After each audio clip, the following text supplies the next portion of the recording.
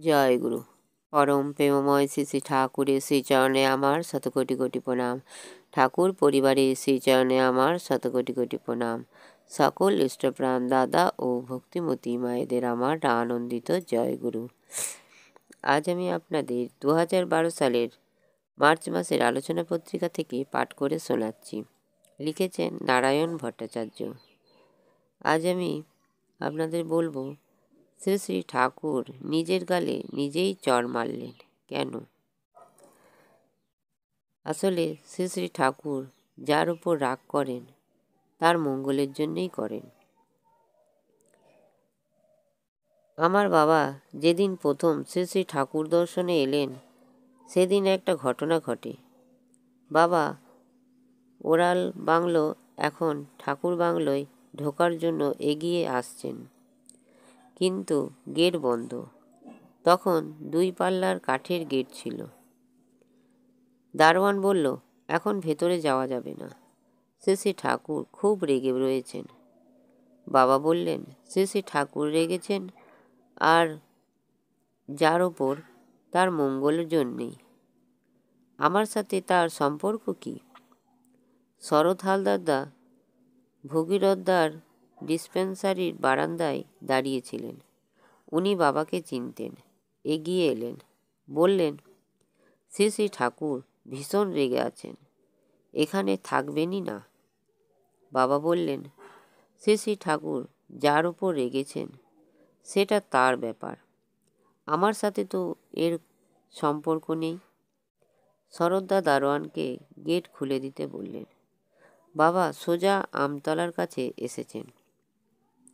শ্রী শ্রী ঠাকুর চেয়ারে বসে আছেন। পাশে শ্রী শ্রী বরদা তোয়ালে দিয়ে হাওয়া করছেন। পায়ের কাছে যতীনদা বসে আছেন। বাবা শ্রী শ্রী ঠাকুরকে প্রণাম করলেন। শ্রী শ্রী ঠাকুর একগাল হেসে বললেন, কখন আলি? এইমাত্র এসেছি। খেয়ে দে বিশ্রাম কর, পরে কথা হবে। আবার শরৎদার সাথে দেখা। বাবা বললেন, দেখলেন তো, শ্রী শ্রী ঠাকুর আমার সাথে হেসে কথা বললেন। ঘটনার বিবরণ না দিলে জিনিসটা অধরাই থেকে যাবে। সবেমাত্র শ্রী শ্রী ঠাকুর জ্যোতি আশ্রমের পতন করেছেন। তাঁবু খাটিয়ে জ্যোতিদের থাকার ব্যবস্থা। তাঁবুর মাথায় একটা আলো জ্বলত। শ্রী শ্রী বরদা প্রায়ই সকালবেলায় আলোটা নিভিয়ে দিতেন। অবশেষে শ্রী শ্রী বরদা আলো জ্বালানোর নিভানোর ব্যবস্থা করলেন।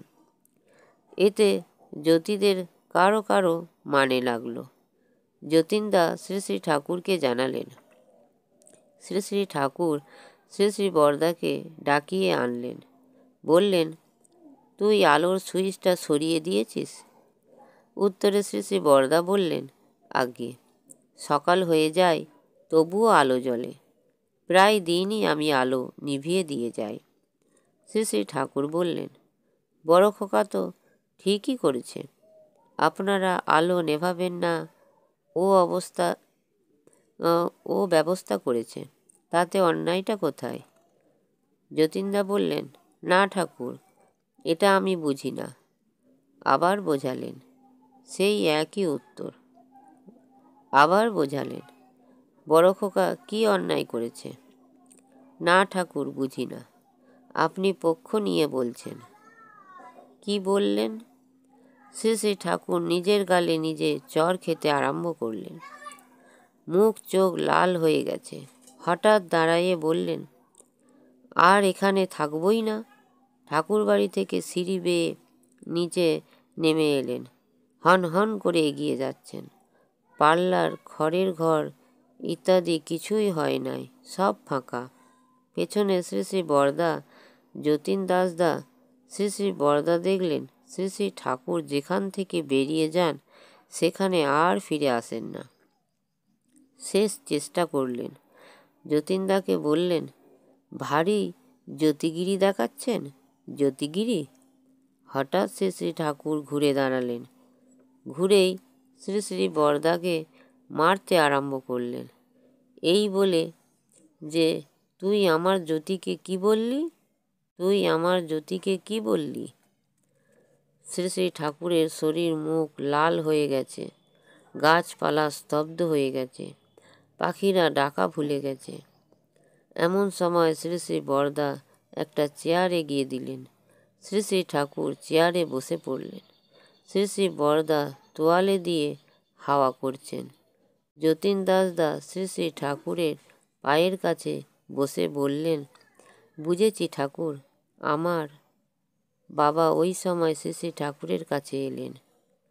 আমি স্বয়ং আপনার দ্বারা আপনাকে জানেন।